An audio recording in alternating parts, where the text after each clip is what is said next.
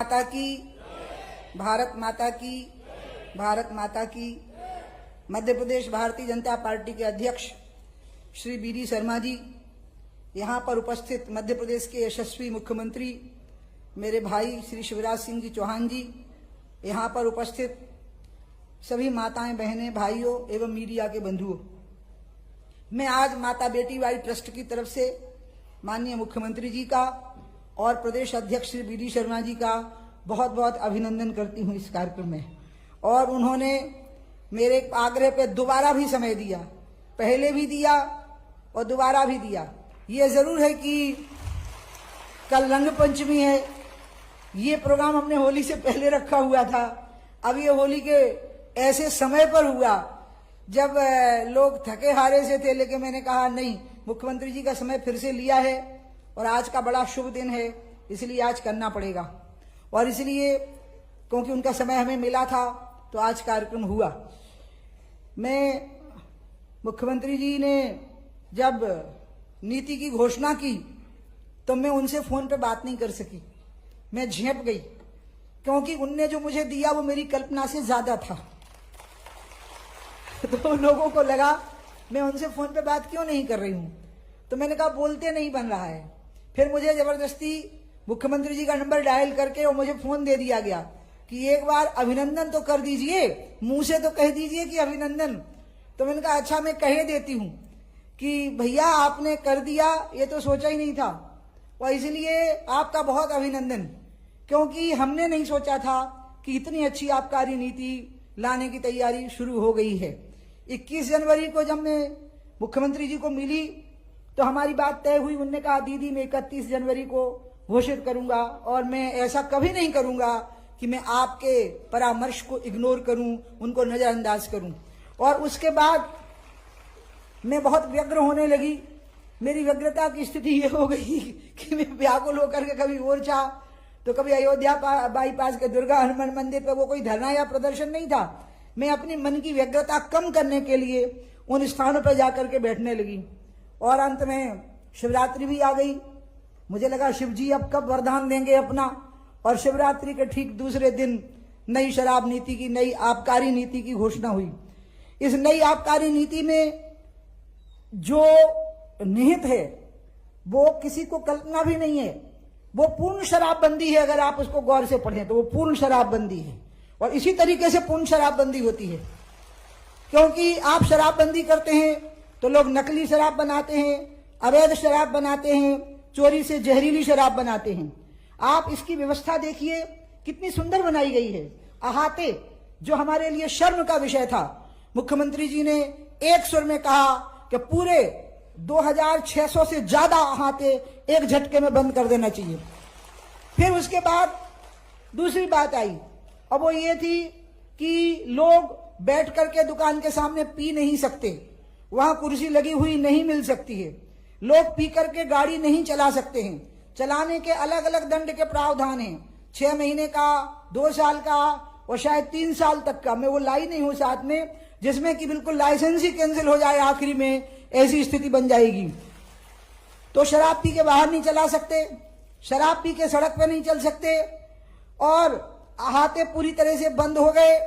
और सबसे बड़ी बात यह है जो इसमें अंतर्निहित है, वो ये है कि लोग जब घर में शराब ले जाएंगे, क्योंकि दुकान के सामने पी नहीं पाएंगे, सड़क पे पी के चल नहीं पाएंगे, पी के वाहन चला नहीं पाएंगे, तो जब घर में ले जाएंगे तो पत्नी हाथ पकड़े तो झटक सकते हैं, लेकिन अगर बेटी ने और मां ने हाथ पकड़ लिया तो फिर नहीं झटक पाएंगे।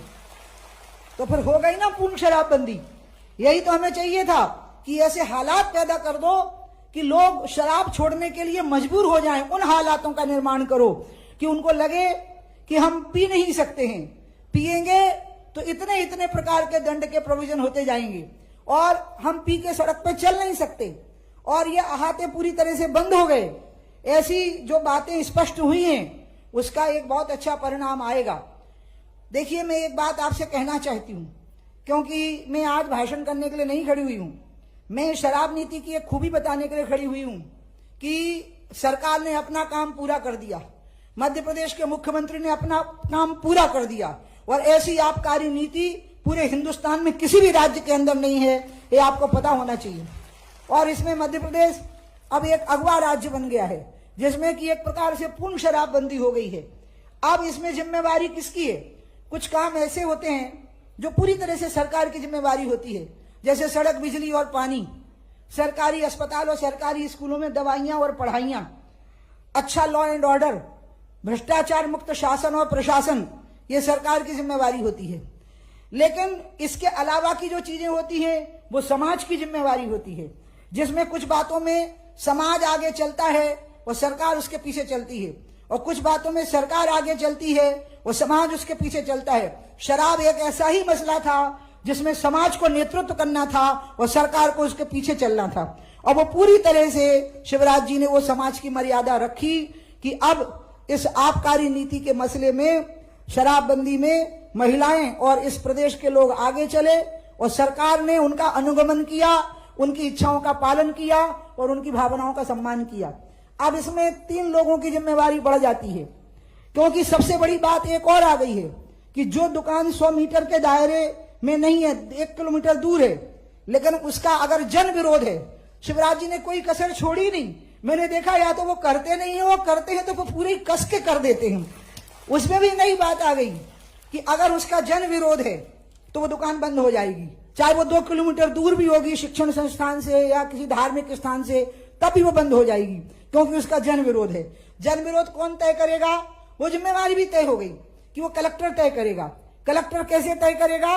उसके साथ अब जनप्रतिनिधियों की भूमिका है कि एमएलए और एमपी, पार्षद, नगर निगमों, नगर पंचायतों, नगर पालिकाओं के मेयर और अध्यक्ष कलेक्टर के साथ बैठेंगे और उनको बताएंगे कि इन दुकानों का जन विरोध है।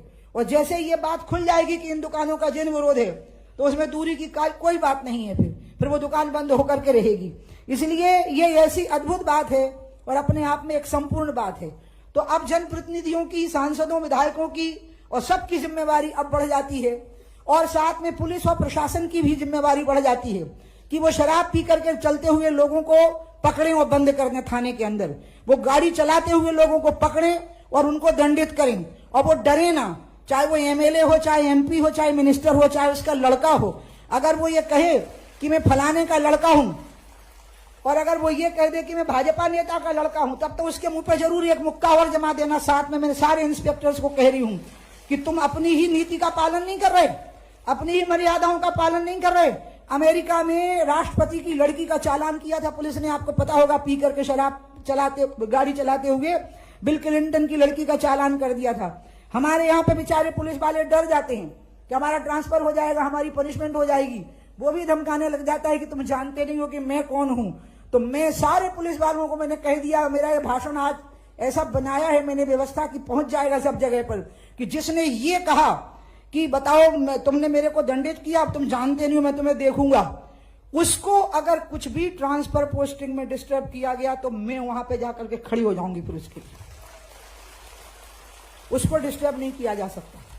इसलिए पुलिसकर्मी, जैसा मेरे भैया हमेशा बोलते थे कि दबंग, वो क्या दबंग का उदाहरण देते थे ना भैया आप बहुत, कि वो तो हमेशा उत्साहित करते हैं पुलिस वालों को कि तुम दिखाओ वो सिंघम वाला मामला दिखाओ, और डरो मत किसी भी चीज से, और सामने बिल्कुल खड़े हो जाओ, क्योंकि इधर टाइगर बैठा है, टाइगर जिंदा है।